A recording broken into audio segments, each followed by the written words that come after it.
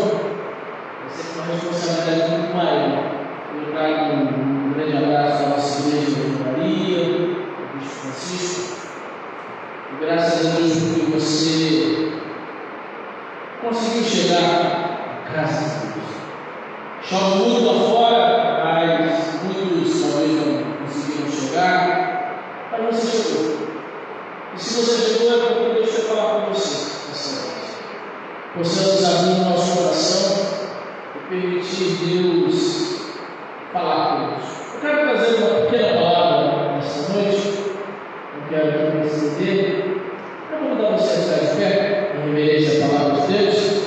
Também dou uma noite ao pessoal na casa, assistindo pelo Facebook, ou que vai assistir pelo Facebook. Deus abençoe a sua vida rica e abundantemente. Você vai comigo em Lucas capítulo 10. Lucas 10, quero ler a partir do verso 38.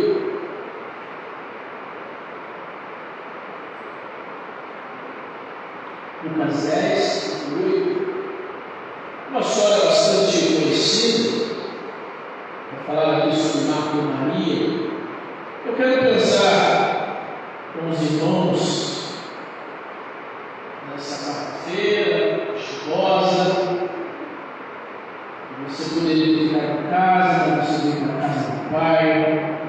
Daqui a pouco vamos estar orando. Eu quero olhar para essa história e passar para os irmãos. Diz assim o texto: quando eles seguiam em viagem, Jesus entrou numa aldeia. Certa mulher chamada Marta, hospedou-o na sua casa, ou seja, hospedou Jesus na sua casa. Marta tinha uma irmã. Como é o nome da irmã de Marta? Maria, que assentada aos pés do Senhor, ouvia o seu ensino. Marta agitava-se de um lado para o outro, ocupada em muitos serviços. Então se aproximou de Jesus, Marta se aproximou de Jesus, e diz a Jesus: Senhor, o Senhor não se importa com o fato de minha irmã ter deixado que eu fique sozinha para servir? Diga-lhe que venha me ajudar. Ou em outra versão diz: ordena-lhe que venha ajudar. Verso 41. Mas o Senhor, Jesus, lhe respondeu: Marta, você anda inquieta e se preocupa com muitas coisas, mas apenas uma coisa é necessária.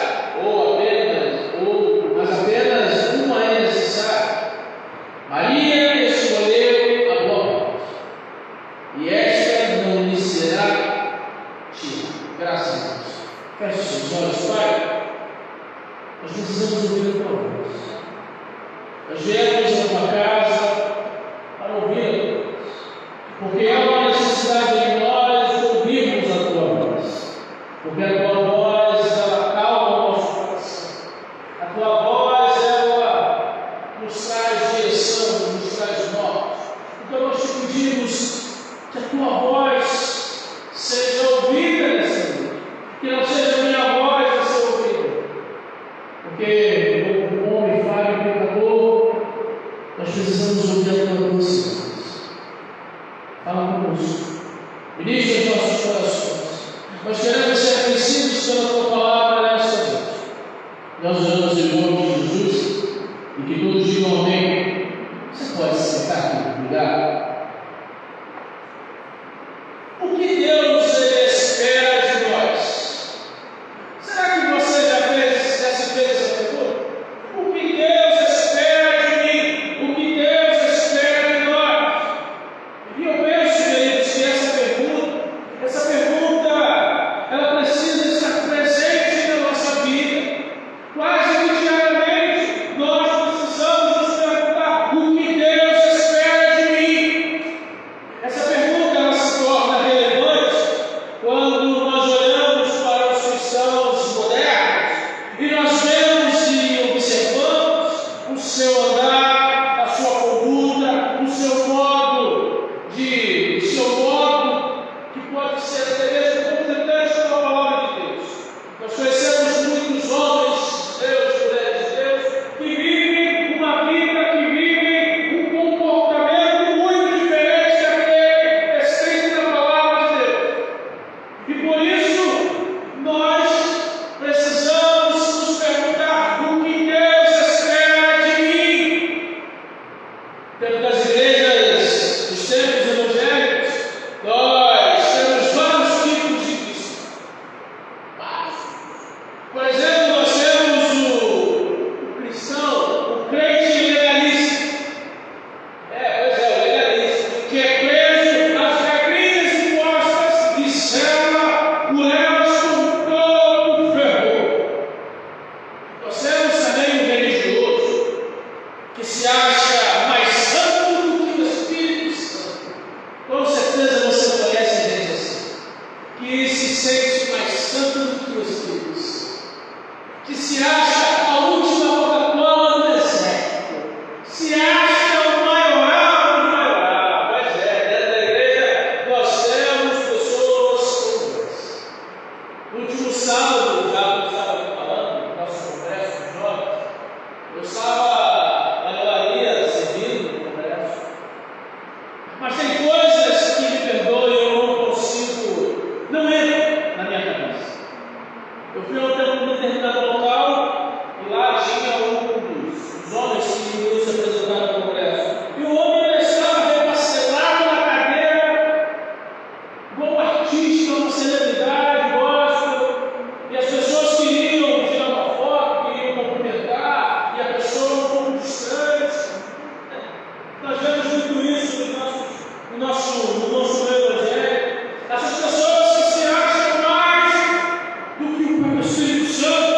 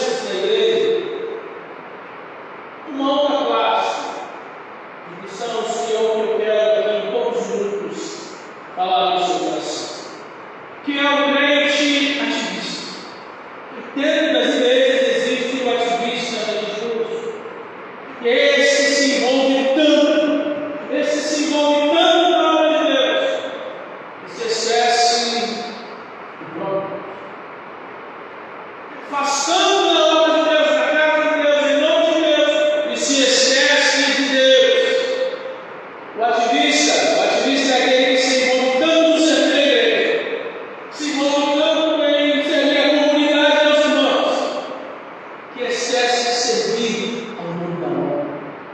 Faz de tudo na seara do Senhor, mas não conhece o Senhor da seara. E o que mais me deixa alarmado é que muitos pastores e líderes, quando olham para uma pessoa dessa, logo rapidamente lhe dão um cargo de confiança, o chamam para o ministério, pastores, eu vou chamar de pastores que acabam por se encantar, mas não olham para o Senhor. Olha apenas para, ou melhor, não olha para o interior, sim, para o Senhor. E nessa noite o Espírito Santo nos traz nesse tempo, nessa quarta-feira fria, chuvosa no Rio de Janeiro, que o Senhor nos diz essa noite que nós precisamos parar.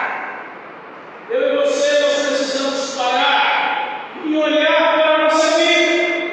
Nós precisamos parar e olhar para a nossa vida e detectarmos, descobrirmos quem nós somos. Será que nós somos os legalistas da igreja? Será que nós somos os religiosos da igreja? Será que nós somos os comentaristas da igreja? Será que nós somos os fiéis da igreja? Ou será que nós somos os ativistas da igreja?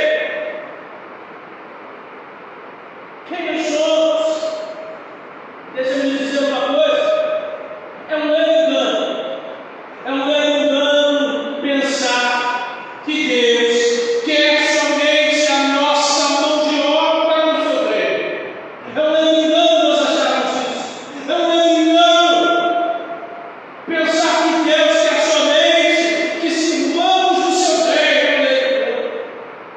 É um grande engano passar e pensar que Deus quer que nós apenas estejamos nos cultos.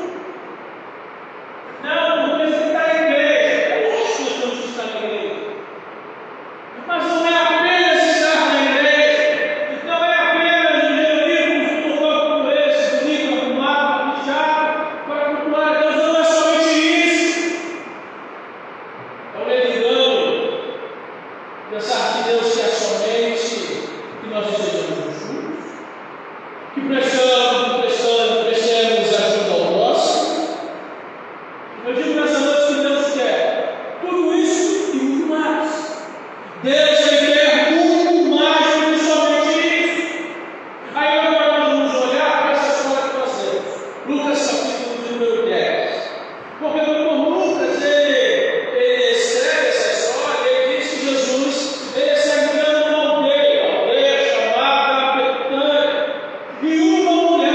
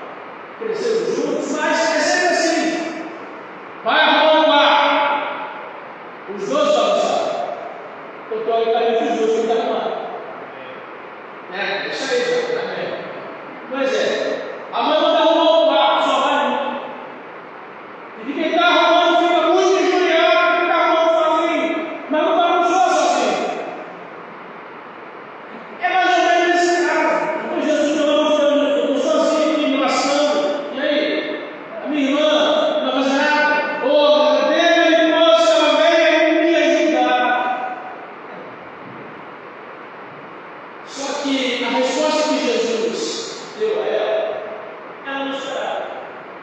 Porque na cabeça dela ela achava que, não, Jesus agora vai chamar casamento. A minha irmã vai deixar de ser cedo e vai me ajudar. Ai, porque Jesus está mudando. Só que Jesus surpreende aquela mulher com a sua resposta.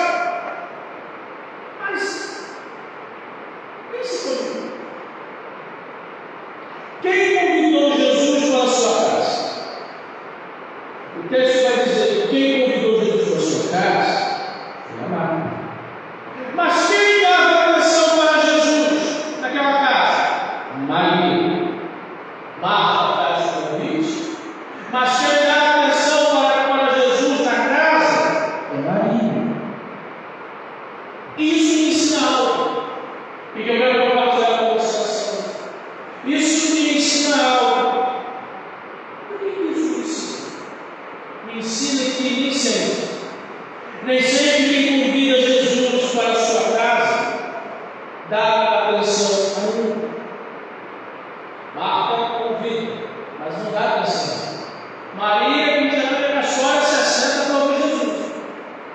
Isso me ensina que nem sempre quem convida Jesus para a sua casa dá atenção a ele.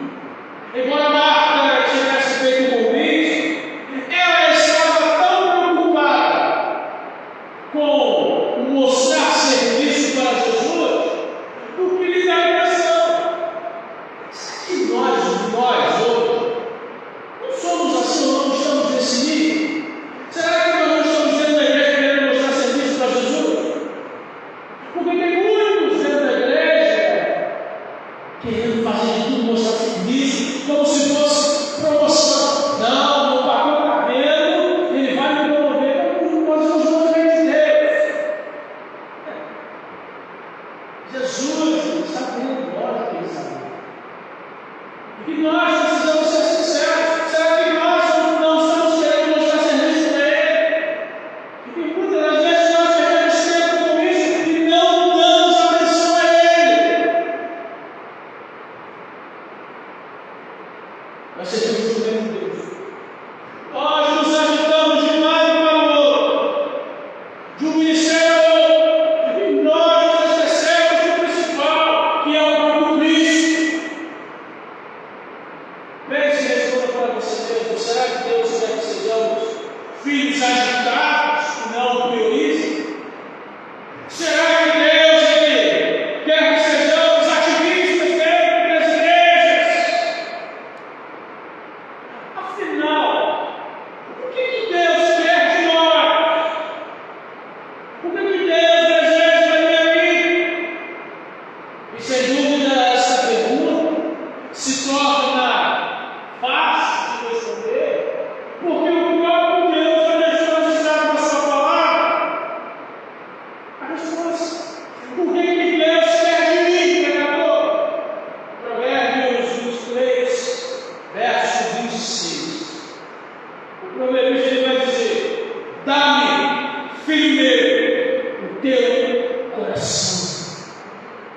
Deus ele usa o provérbio para dizer para nós: dá-me, filho meu, o teu coração. O que Deus quer de nós? Ele quer o nosso coração. Ele quer o nosso coração. Ouça, Deus não quer o seu trabalho. Deus não quer a sua mão de obra. Ele quer o seu coração.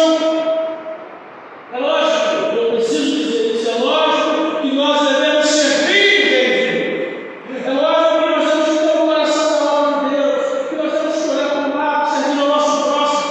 É lógico. Mas o que adianta eu fazer isso tudo e não ter comunhão com o dono da obra? O que adianta ficar agitado de um lado para o outro com coisas lícitas e não ter comunhão com o dono da obra? É a mesma coisa que entrar em uma casa e não conhecer o dono dela. E esse espírito de Marta precisa sair de nós urgentemente. Porque nós precisamos ter comunhão com Jesus. Nós precisamos dar atenção a Jesus. Nós precisamos buscar a Jesus. Nós precisamos ter comunhão com Jesus. Nós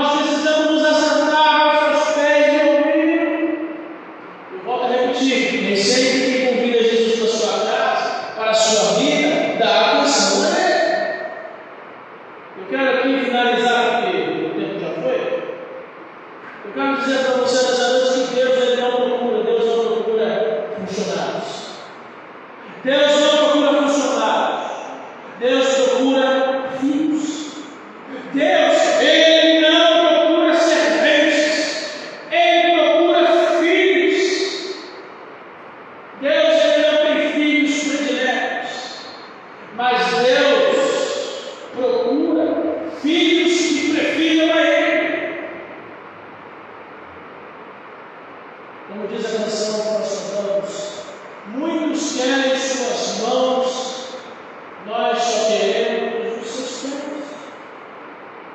Nós precisamos gastar tempo na presença de Deus.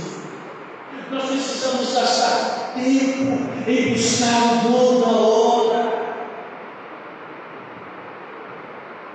Deus, Ele quer o nosso coração. Ele quer a nossa vida. Ele não quer aquilo que entenda nós podemos dar a Ele. Ele quer a nossa vida. O salmista do jogo da sua ele diz: eu te amo, ó Senhor, força minha. Então a minha pequena palavra nessa noite, a sua oração é: não seja um otimista, seja um adorador. Busque em primeiro lugar o reino de Deus, a sua justiça, mas busque o Senhor. Que nós não sejamos como o mar, agitados, preocupados. E Jesus está falando para a gente de novo, para a gente ficar agitado. Deus, Ele vai dando voz para a nossa vida, nós não ouvimos porque nós estamos agitados, preocupados com os problemas diários. Ele disse que estaria conosco todos os dias. Ele disse que prometeu que nada ia nos faltar.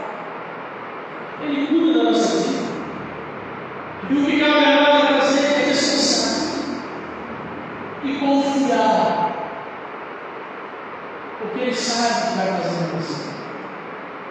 Ele sabe o que é melhor para nós. Ele sabe. Como nós cantamos aqui nesta noite, tudo o que eu preciso está em Ti. Se tudo o que nós precisamos está no Senhor, a nossa prioridade vai ser estar em buscar o Senhor, porque nós vamos encontrar aquilo que nós precisamos. Essa palavra possa ficar no seu coração, que você possa refletir, e que o Espírito Santo fale mais no seu coração do que eu me esforcei aqui para falar em poucos minutos, porque Ele quer o nosso coração, Ele quer a nossa vida, tudo que temos, tudo que somos, Ele nos quer, Ele deseja cada um de nós. Deus nos ama muito mais do que nós o amamos. Deus, Ele anseia por nós muito mais do que nós ansiamos por Ele. Porque a religião, para ligar o homem a Deus, a religião é como se colocasse uma sacrificada na terra e o seu final alcançasse os céus. A religião é mais ou menos o homem tentando ter relacionamento com Deus. Mas o Evangelho que nós acreditamos, que nós vivemos, é Deus vindo à terra para ter comunhão com o homem. Lá no Jardim do Éden, não era o homem que tinha comunhão com Deus. Deixa eu te dizer, Deus vinha ao Éden naquele seu dia para ter comunhão com o homem.